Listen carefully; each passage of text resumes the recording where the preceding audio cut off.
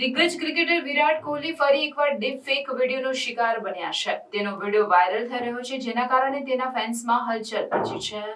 Social media પર ઘણા લોકો તેને નિશાન બનાવી રહ્યા છે. આ વિડીયોમાં કોહલીનું એક જૂનું ઇન્ટરવ્યૂ બતાવવામાં આવ્યું છે. આમાં તે ભારતનો ટોપ બેટર શુભમન ગિલની ટીકા કરતો દેખાય છે. એટલું જ નહીં, તે પોતાની સરખામણી સચિન તેંડુલકર સાથે કરી રહ્યો છે, જ્યારે ખરેખરમાં તેને ઇન્ટરવ્યૂમાં આવું કંઈ કહ્યું ન હતું. આ વિડીયોમાં કોહલી તેના અવાજ અને ચહેરાના હાવભાવની નકલ કરતો બતાવવામાં આવ્યો છે. આ જોઈને કોઈ સરળતાથી મૂંઝવણમાં મુકાઈ શકે છે કે કોહલીએ ખરેખર ક્રિકેટમાં લિજેન્ડ બનવાની ગિલની ક્ષમતા પર સવાલો ઊભા કર્યા છે. આ વિડીયો એટલો સ્પષ્ટ રીતે બનાવવામાં આવ્યો છે કે સામાન્ય લોકો સરળતાથી તેના પર વિશ્વાસ કરી શકે. When we came back from Australia and I figured out what it takes to succeed at the highest level. I've been watching Gill closely. He's talented, no doubt, but there's a big gap between showing promise and becoming a legend.